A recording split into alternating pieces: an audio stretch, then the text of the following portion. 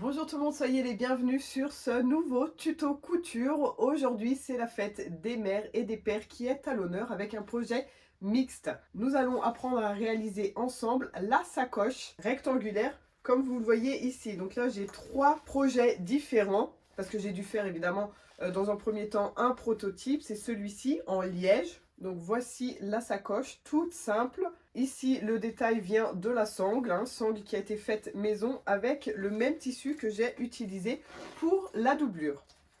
Donc c'est bien doublé à l'intérieur, mais je n'ai mis aucune autre matière ici pour faire la structure du sac. Il n'y a que le liège, pas de thermocollant ni de watine. On va apprendre aussi à faire une petite poche zippée comme ceci pour avoir une poche extérieure indépendante de l'autre. Le deuxième que j'ai fait avec le reste de liège, c'est celui-ci. Alors là, il a tout été retravaillé en broderie ici. J'ai utilisé un vieux napperon en crochet, un napperon de grand-mère qui vient voilà, d'une brocante. Je l'ai perlé, etc. Donc j'ai fait différents appliqués. Le petit détail ici en haut aussi, toujours en liège, doublé avec un tissu fleuri. Et là par contre, j'ai fait un essai avec le thermocollant. Donc j'ai essayé de thermocoller le liège, ça fonctionne. Et j'ai aussi mis une couche de watine, du coup il a quand même un meilleur maintien que l'autre. Si vous utilisez des matières comme le liège, le simili, le cuir, vous n'êtes pas forcément obligé de mettre une autre matière pour faire la structure de votre sac, étant donné que votre matière est déjà bien rigide. C'est à vous de voir au choix. Voilà, donc là j'ai déplacé la petite poche zippée, histoire qu'elle soit à la même hauteur que celui du devant. Et dans le tuto d'aujourd'hui, vous allez voir ce modèle ici, donc qui fait un peu plus masculin, avec ce joli tissu avec les petites VV dans le style un peu vintage. Donc là voici devant et dos, toujours avec la poche zippée ici. Ici j'ai un coton relativement épais, plus de 200 grammes par mètre carré, mais je lui ai mis bien entendu pour lui donner une meilleure rigidité le thermocollant H250 et de la watine comme vous allez le voir dans le tuto. Alors à vous de voir si votre sac aura besoin d'être structuré avec d'autres matières selon la matière principale. Il n'y a pas de patron à télécharger pour ce projet, il y a seulement deux pièces à tracer, un carré et un rectangle. Donc c'est super facile, ne cherchez pas le lien pour télécharger votre patron, il n'y en a pas. Et pour les mesures, vous aurez besoin d'environ 50 cm de large sur 35 de haut au niveau de votre tissu extérieur, de votre doublure, du thermocollant si vous en utilisez et de la watine si vous en utilisez. Plus une petite chute ici pour faire le fond de poche de la poche zippée. Prévoyez aussi de la sangle, alors à acheter ou à faire vous-même comme pour le premier modèle. Environ 2 mètres pour être large, 2 anneaux en D pour mettre de chaque côté ici. Et optionnel, vous pouvez mettre aussi 2 mousquetons pour mettre ou enlever la sangle et si vous le souhaitez, un régulateur de sangle ici. 2 fermetures à glissière, une de 25 pour le devant et une de 20 pour le dos. Voilà pour la liste du matériel. Il n'y a pas vraiment de difficulté pour ce tutoriel, il faut juste bien suivre les étapes pour ne pas se tromper au niveau de la doublure et éviter la pose du biais. Il n'y a pas de pose de biais ici dans cette technique, donc regardez bien les étapes lors de la pose de la fermeture à glissière, c'est très important. Voilà, je crois que tout est dit, je ne m'attarde pas pour la présentation et on passe tout de suite à la partie technique. Alors, pour réaliser notre petit sac rectangulaire en bandoulière, on a besoin de tracer seulement 2 pièces. Donc, étant donné qu'on a un carré, un rectangle, c'est vraiment tout simple et on peut le faire soi-même. Ou on trace directement sur son tissu, ou alors sur un papier, un patron qu'on viendra poser sur son tissu. Et moi ici, je l'ai fait dans du papier de soie pour qu'il soit légèrement transparent et que je puisse bien centrer mon patron sur mon tissu, étant donné que c'est un tissu qui a vraiment voilà, des imprimés. Le but, c'est de bien centrer l'imprimé choisi bien au milieu de mon sac. Donc, la partie du bas fait 23 par 23, c'est un carré et c'est du haut, 23 au niveau de la largeur aussi et 8 au niveau de la hauteur. Ensuite, on va les positionner sur son tissu principal, ici. Et là, par exemple, voilà, ma partie du bas, je vais pouvoir la centrer et choisir donc un de mes vannes ici pour le mettre bien centré. Attention, ici au niveau du bas, on va avoir un fond, le fond du sac. Donc on le voit bien ici, cette partie. Ici, on compte bien 4 cm entre le fond et la valeur de couture. Ici, jusqu'à ce qu'on arrive à la partie centrale, le devant du sac. Donc par exemple, si je mets mon patron ici, vraiment au ras du buste, 4 cm plus haut, ça risque de me couper un peu les roues ici, étant donné que le sac va tourner pour faire le fond. Donc il faut bien prendre ça en compte si vous avez un motif à centrer. On peut aussi plier son patron comme ça en deux, juste pour avoir un pli ici pile au milieu. Et du coup, mon pli là, le but c'est de le mettre au milieu de mon van et pas le pli voilà, trop à droite, trop à gauche, pour pouvoir bien centrer l'imprimé. Pareil, en haut, on prend en compte qu'on a quand même 1 cm de valeur de couture ici sur le haut. Donc s'il y a vraiment un élément qu'on veut garder, faire attention qu'il ne soit pas dans cet espace. On épingle et on coupe. Voilà, donc ça, c'est ma pièce du devant. Petit détail, ici aussi, on a 4 cm qui va faire le côté du sac. Si on fait une simulation ici, on est d'accord, le sac va prendre cette forme. Donc là, on voit qu'on a le van vraiment bien centré au bon endroit. Maintenant, je vais couper cette partie ici, en haut, qui correspond à notre petit rectangle ici.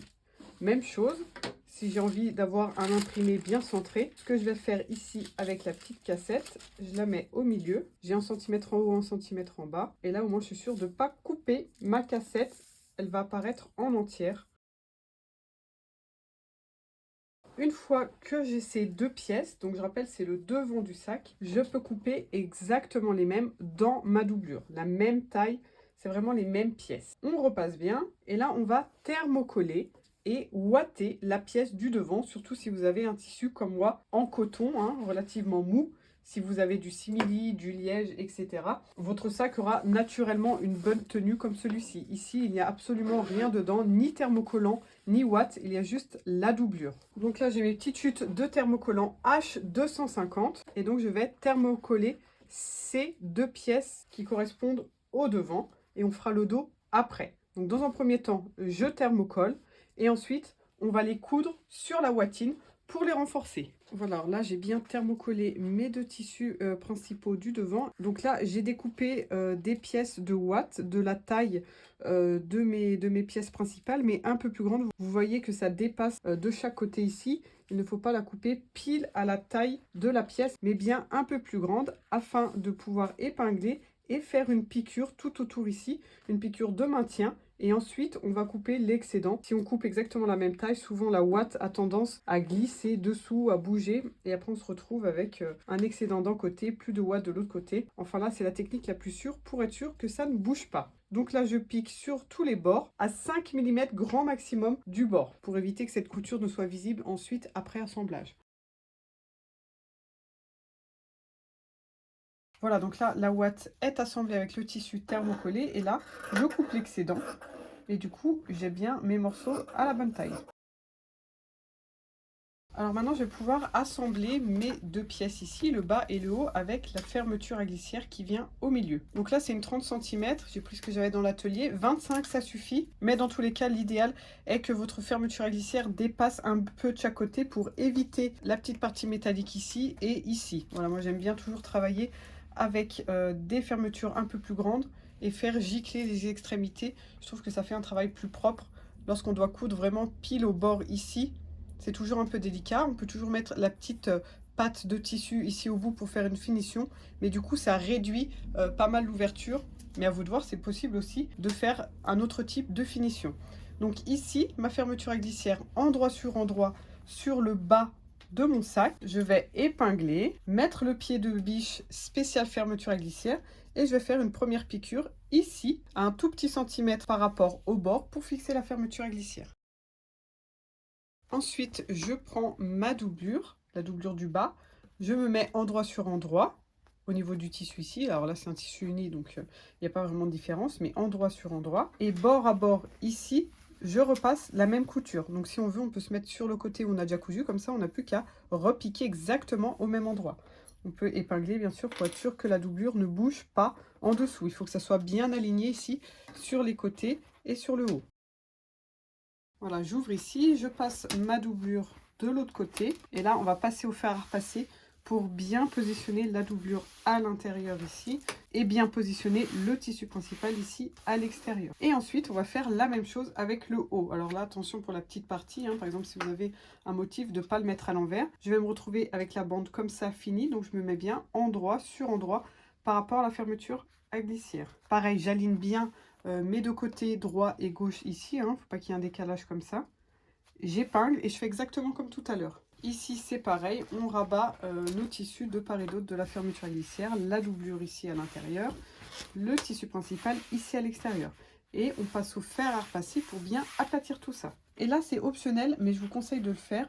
On va faire une piqûre de part et d'autre, ici en haut et en bas, de part et d'autre de la fermeture à glissière. Alors non seulement ça va être décoratif, ça fait une jolie finition, mais c'est surtout pour éviter au tissu de la doublure ici de bouger ensuite et de venir des fois en direction des rails ici. Et quand on tire le curseur, souvent il a tendance à prendre la doublure, ça se coince, etc. Au moins, ça ne risque pas d'arriver si on fait les surpiqûres. Voilà, on a déjà fini la partie du devant et pour équilibrer la droite, la gauche ici, je vais devoir couper l'excédent de fermeture à glissière. Donc ce que je vais faire, c'est une petite piqûre ici, mais vraiment juste sur la fermeture, sans aller sur la doublure et le tissu principal en haut et en bas, juste sur la partie verte ici. Et pareil ici de l'autre côté. Alors attention de bien ouvrir son curseur avant de faire cette piqûre ici, sinon le curseur va se retrouver à l'extérieur. Donc là, avec un ciseau papier, j'enlève les deux côtés ici. Alors maintenant, on passe au dos. Et là, on va tout simplement utiliser notre devant, étant donné que le dos, on veut qu'il soit exactement de la même taille que notre devant. Donc, pas besoin de couper un patron à part, sauf, bien évidemment, si on veut vraiment le centrer à un endroit très spécial pour avoir un imprimé au bon endroit. Dans la logique, ça fait donc 23 cm moins 1 de valeur de couture ici, 22, plus les 8 moins 1 cm de valeur de couture ici, 7. Ça fait 29, plus la fermeture à glissière tout de même qui s'est retrouvée ici au milieu, donc 30. 30 de haut, et la largeur, c'est toujours la même, 23. Alors là, moi, dans le dos, je voulais lui mettre une poche en jean, comme ça. Donc, c'est vraiment une poche qui a été récupérée sur un vieux jean. Et ça va prendre une bonne partie de mon dos. Du coup, là, moi, de mon côté, j'ai pas vraiment besoin d'avoir un gros motif ici au centre. La partie qui m'importe le plus, c'est ici en haut. Et bien penser que j'ai ma poche zippée dans le dos. Donc là, pour pas gaspiller de tissu, je vais mettre le plus proche possible ici de mes découpes précédentes. Et je vais couper mon rectangle.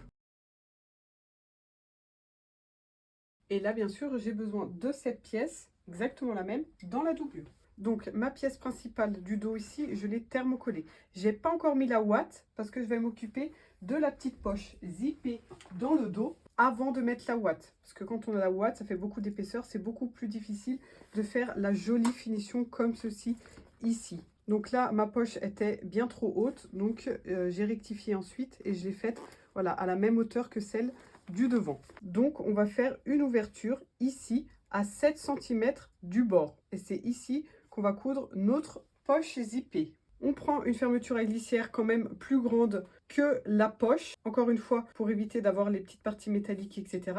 Là, c'est une fermeture de 20 cm et on va faire une poche de 14. Alors, jusqu'à maintenant, pour mes poches zippées, je faisais la technique où on vient fendre son tissu principal ici sur le milieu. Ensuite, on rabat à l'intérieur et on surpique tout autour de la fermeture à glissière. Seulement, des fois, voilà, les petits coins ici ont tendance à s'effilocher selon le tissu qu'on utilise. Ça peut être assez fastidieux et des fois, le résultat n'est pas à la hauteur des attentes. Donc là, je vais essayer une technique différente, c'est-à-dire que je vais coudre une bande de tissu. Alors, elle fait exactement la même largeur, hein, de 23, et elle fait 4 cm de hauteur. Je vais coudre ma bande ici, endroit sur mon tissu. Je vais tracer ma fente ici, coudre mon rectangle et ensuite je vais fendre et tout rabattre ici à l'intérieur. Et là au moins mes angles vont être bien consolidés parce qu'il y a un tissu à l'intérieur. Donc je vais tracer ma poche ici hein, sur la pièce qui viendra être cousue sur le tissu principal. Donc là j'ai 23 de large, donc la moitié c'est 11,5. J'ai 4 en hauteur, donc la moitié c'est 2 ici. Voilà, ici c'est la moitié de ma poche. Donc si ma poche fait 14, ça veut dire que j'ai 7 cm de part et d'autre de mon milieu. Et là, j'ai bien 2 cm au niveau du haut, hein, avec ma règle japonaise ici. J'aligne bien ma règle avec le bord du tissu ici. Et je vais tracer donc ma poche de 14. Ensuite, je vais tracer une parallèle sur le haut et sur le bas. L'idéal, c'est que ça fasse un peu moins de 1 cm. Donc si vous pouvez mettre 8 mm, c'est l'idéal. Donc 8 mm en haut et 8 mm en dessous. Donc là, ma poche est bien tracée en plein milieu de ma bande. Donc je vais marquer les milieux de ma bande ici. Donc je plie en deux ici ma bande, je crante, je plie en deux la bande de l'autre côté et je crante. On a dit que je voulais le milieu de ma poche à 7 cm par rapport au haut ici. Donc je vais mesurer 7 cm ici et ici. Et donc là, je vais positionner mon cran en face de mon petit trait de part et d'autre. Et au moins, ma poche va être à la bonne hauteur par rapport au dos du sac. Donc j'épingle bien ma pièce et là je vais passer à la machine et je vais piquer donc sur mon trait, celui à l'extérieur. Et là on n'hésite pas à faire bien des nœuds au début, à la fin pour consolider ces coutures. Il faut surtout pas que ça se défasse.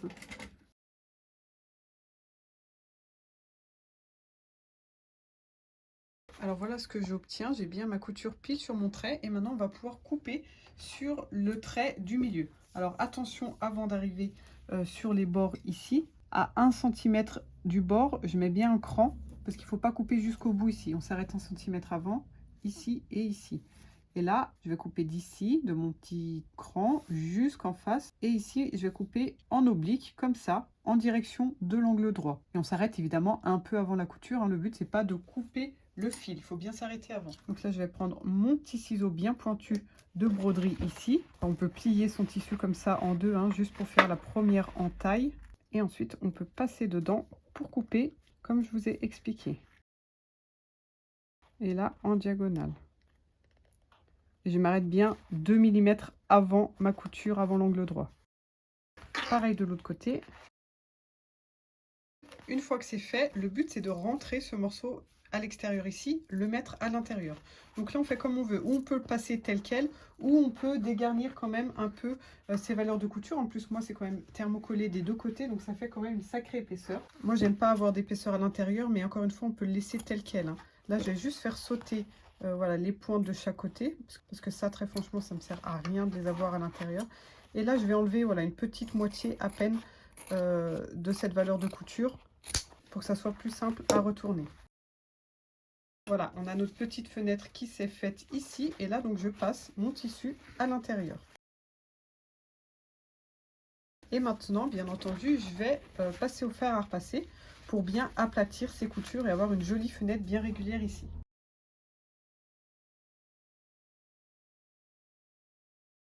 Voilà, et là, du coup, on obtient une ouverture vraiment parfaite. Et au moins, on est sûr que ici, les angles ne peuvent pas s'effilocher parce qu'on a le tissu qui protège partout à l'intérieur. Je vais pouvoir glisser ma fermeture à glissière en dessous ici. Et au moins, le fait qu'elle soit un peu plus grande, voilà, permet de bien nous centrer. On n'a pas les parties métalliques qui nous dérangent. Il faudra bien penser juste à remonter le curseur, hein, avant de fermer ici. Sinon, encore une fois, il se retrouve à l'extérieur. Alors là, peut-être pas besoin de mettre plein d'épingles de partout. Selon moi, ça ne sert pas à grand chose. Juste une pour bien démarrer ici, pour bien fixer voilà, la fermeture à glissière au milieu. Et ensuite, c'est au fur et à mesure que je vais avancer ici, que je vais pouvoir voilà, bouger ma fermeture à glissière à l'intérieur pour la mettre bien en face, bien au milieu de ma petite fenêtre. Donc là, je vais faire le même rectangle que tout à l'heure. C'est-à-dire que je vais piquer voilà, sur le haut, sur le côté, en bas et sur l'autre côté, avec bien un point d'arrêt à la fin pour avoir une bonne couture solide.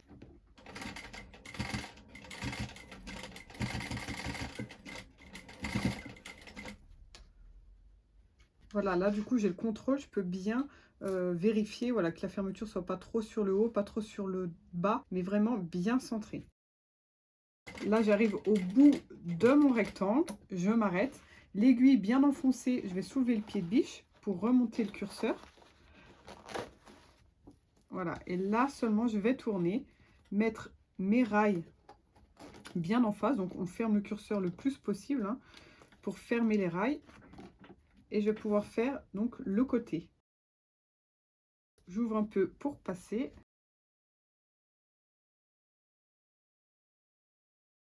Et là, j'entame le dernier côté. Et je repasse sur mes premières piqûres, quelques centimètres pour finaliser. Et ça sert en fait de nœud. Et voici donc notre finition de poche zippée ici. Vraiment nickel. Maintenant, on va pouvoir s'occuper de la partie arrière ici, à savoir la poche intérieure qui est faite en doublure. Donc là, on va s'occuper de la doublure de la poche intérieure. Il faut bien lui faire un fond. Donc là, ça va dépendre de la taille de votre fermeture à glissière. Ici, je vous rappelle, on a fait une ouverture de 14. Donc je vais rajouter bien 2 cm sur la droite, 2 cm sur la gauche. Donc 4 cm au total. J'aurai au total bien 18 cm. Et ça peut s'appliquer à n'importe quelle de fermeture à glissière. Si vous avez une fermeture de 20, vous allez avoir votre fond de poche de 24 de large. Ensuite, au niveau de la longueur, je vous rappelle qu'on a un fond ici, nous, sur ce projet, de 4 cm. Ici, on va avoir le pli qui forme le fond. Du coup, il faut que ma poche s'arrête avant pour pas qu'elle soit recourbée comme ça sur le fond. Donc, à partir du haut, ici, voilà, je vais m'arrêter peut-être bien 2 cm avant. Donc, j'ai 19. Et ensuite, il faut que je fasse l'aller-retour jusqu'à ici 1 cm au-dessus de la fin de ma fermeture puisque je vais coudre ma poche avec cette partie ici. Donc voilà, je vais m'arrêter là. 36 cm pour moi. On fait un aller-retour à partir du haut jusqu'au bas de la poche ici. Donc je récapitule, j'ai besoin d'une bande de 18 par 36. Donc là, je peux faire sauter tout ce qui dépasse.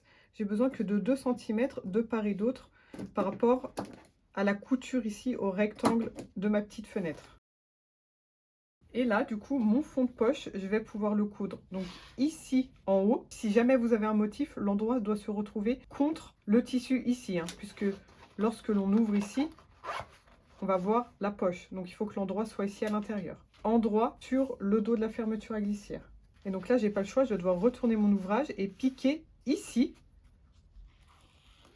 bien bord à bord. Donc là, il faut bien avoir son pied de biche de fermeture à glissière parce que du coup sinon le pied risque de venir buter contre la fermeture ici. On va pas réussir à bien piquer ici sur le bord. Voilà, donc là j'ai ma poche qui fait le fond et là elle va être repliée pour faire le fond de poche comme ceci. Et donc je vais l'assembler ici à la partie du fond. Pareil, je me mets de ce côté. Et mes tissus bien bord à bord ici au niveau de la doublure. Tout doit être aligné. La fermeture à glissière, vu que j'ai coupé à 2 cm, et les bords de ma poche. Et là, je vais faire la même piqûre ici. Voilà, j'ai bien ma poche ici à l'intérieur. Lorsque je mets la main dedans, je suis bien dedans. Maintenant, il va falloir fermer les deux côtés. Donc là, je vais mettre comme ceci. Je vais rabattre le côté ici. Et je pique ici à droite. Et la même chose ici à gauche. Et on a terminé la poche. Et là, voilà le résultat. On a bien notre poche ici à l'intérieur, bien fermée sur tous les côtés. Ici, pas besoin de faire grand chose de spécial, étant donné que tout sera pris à l'intérieur du sac. On n'a même pas besoin de surfiler ni rien. Ça ne va pas bouger. Donc pour ceux qui ont aussi la couche de ouate, comme moi, comme j'ai fait pour la partie du devant, ça va être le moment maintenant de positionner sa ouate ici sous le tissu et de faire la surpiqûre de maintien tout autour et de couper l'excédent comme on l'a fait tout à l'heure avec le devant. J'espère que vous appréciez ce tuto, que tout se passe bien et que tout est clair dans mes explications. À faire pour vous-même ou à offrir, c'est un tuto qui offre vraiment plein de possibilités au niveau création. Donc j'espère que vous allez bien vous amuser à réaliser votre ou vos sacoches. Et n'oubliez pas de les partager avec moi dans le groupe Facebook La Couture Créative avec Iris. Si vous ne faites pas encore partie de ce groupe, venez vite nous rejoindre pour voir ce que les autres abonnés réalisent à partir de mes tutos. Pour compléter la petite sacoche, vous pouvez aussi réaliser un petit portefeuille Lirissou. C'est un petit porte-monnaie portefeuille bien sympa qui lui aussi est mixte et peut être offert tout autant aux hommes qu'aux femmes. Je vous mets le lien juste ici en haut à droite. Le patron est 100% gratuit. Si vous n'êtes pas encore abonné à ma chaîne, faites-le vite et cliquez sur le bouton rouge s'abonner et aussi sur la petite cloche pour activer les notifications et vous tenir au courant des prochains tutos qui sortiront. Comme d'habitude, un petit like, un commentaire, ça fait toujours plaisir. Je vous remercie de passer ce moment avec moi et on continue avec la suite et fin du tuto. Alors maintenant, on a notre devant, notre dos, les deux sont terminés. On va devoir s'occuper de réaliser les fonds ici. On va faire des petites entailles, des petites encoches pour pouvoir former le fond. On va tracer des carrés de 3 cm par 3 cm sur les 4 coins de notre sac, les deux coins du haut et les deux coins du bas. Alors si vous avez une règle japonaise comme moi ici, ça va super vite. Après, on n'est pas obligé de le faire pour chaque coin. On peut aussi en tracer un seul, le couper et l'utiliser comme gabarit pour les autres coins. Alors là, je ne vais pas prendre la doublure pour le devant. Je vous montrerai ensuite pourquoi. Je vais prendre que le tissu principal. Voilà, je coupe. Voilà, je coupe mon angle. Ici aussi. Là, je peux m'en servir du coup comme gabarit pour les autres coins. Là, par contre, je peux bien prendre ma doublure avec. Hein. Je prends les deux, le tissu et la doublure. Je fais les 4 coins de mon dos ici. Donc, je reviens à ma doublure devant ici. Donc, évidemment, ça n'a pas filmé quand j'ai parlé. J'ai enlevé 1 cm ici au niveau du fond. Et du coup, je me retrouve avec mon petit carré un peu en décalage de 1 cm au niveau de la hauteur. Pourquoi est-ce que je fais la doublure un peu plus courte? C'est pour que si on met des choses qui pèsent assez dans son sac, hein, assez lourdes, du coup, ça va peser sur la doublure en premier avant de toucher le fond. Et du coup, on a moins de chances de déformer le fond, étant donné que la doublure est un peu plus courte. Hein, on n'est pas sur du cuir, on n'est pas sur une matière 100% rigide. Donc, s'il y a du poids ici au fond, ça va déformer un peu le fond. Et là, le fait d'avoir la doublure plus courte, ça va éviter de déformer le fond du sac. Et au niveau de la doublure dos, je fais pareil, j'enlève 1 cm au niveau du bas et je fais mes crans de 3 cm sur les 4 côtés. Donc j'ai bien toutes mes pièces avec leur petit carré ici en moins. Dans un premier temps, je vais assembler la doublure. Donc je me mets endroit sur endroit ici au niveau de la doublure. Je vais piquer ici sur le haut.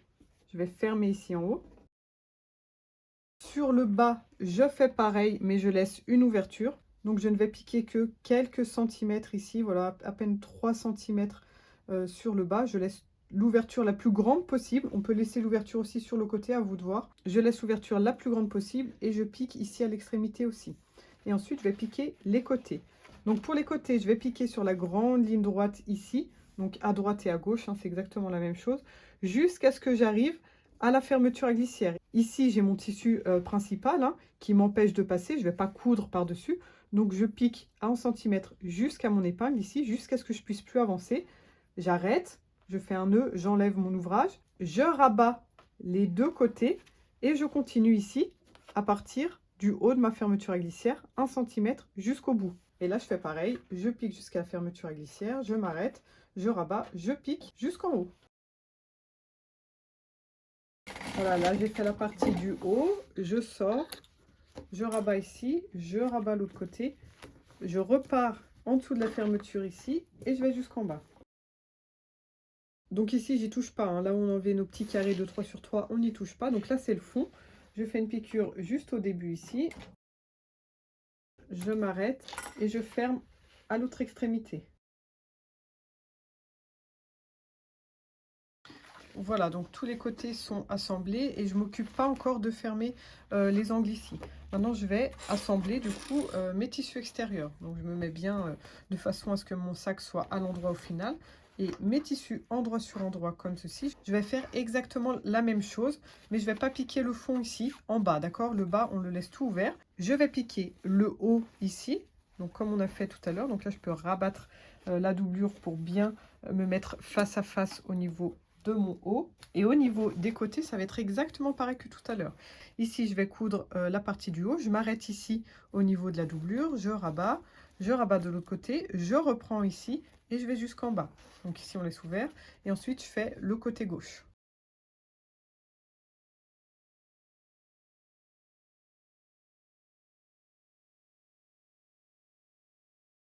Voilà, alors du coup, par contre, là, au niveau de la fermeture à glissière, nos tissus ne sont pas assemblés. Du coup, il va falloir quand même faire une couture ici.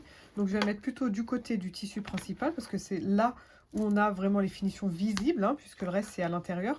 Donc, je vais piquer ici entre mes deux coutures. Je vais tout coudre. Le tissu extérieur, la fermeture à glissière et la doublure.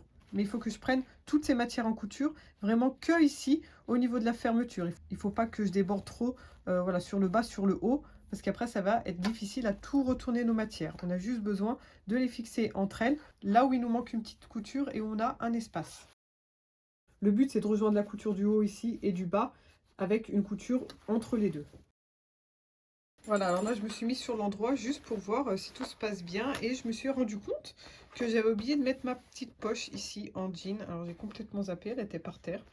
Voilà, donc ça me ferait vraiment défaire beaucoup d'étapes là pour la mettre au bon endroit. Surtout que si je la coule là maintenant, je vais prendre la poche intérieure en sandwich, donc ça serait quand même dommage. Il faudrait que j'enlève carrément la ouate. Donc c'est pas grave, je vais laisser ça de côté. Vous avez dû vous demander pendant la vidéo où était passée cette poche. Bah du coup elle n'existera pas. Voilà. Bon, il est tellement joli dans le dos comme ça aussi que c'est pas bien grave. Et donc là on voit bien l'endroit où va se former le haut de notre sac. Et c'est ici qu'on va mettre du coup la sangle là avec l'anneau pour pouvoir ensuite mettre la anse à bandoulière. Donc bien sûr je vais me remettre sur l'envers parce qu'on n'a pas terminé, c'était juste pour voir si tout allait bien. Vous pouvez vérifier à ce moment-là pour être sûr que tout fonctionne au niveau de votre sac. Ici donc j'ai de la sangle de 3 de large, mes petits anneaux en D ici aussi, et j'ai coupé 2 sangles de 8 cm. Donc je mets mon anneau ici et là je vais faire une petite piqûre juste pour maintenir ma sangle bien fixée, pliée en deux, et je vais faire ça donc pour mes 2 morceaux. Ok, donc je reviens ici au niveau du haut. Ici c'est fermé, je vous rappelle qu'au niveau du bas c'est encore ouvert. Au niveau du haut, ici on va fermer la petite bouche qui se forme comme ça pour pouvoir former le rectangle. Donc là le but c'est de bien faire correspondre la couture, donc on les ouvre si possible, c'est toujours mieux, le haut avec le côté. Il faut que nos coutures soient bien face à face ici. Et avant de coudre ici, donc à 1 cm, on va glisser la sangle, donc vers l'intérieur. Et donc là je pique 1 cm ici, et ensuite je fais la même chose en face.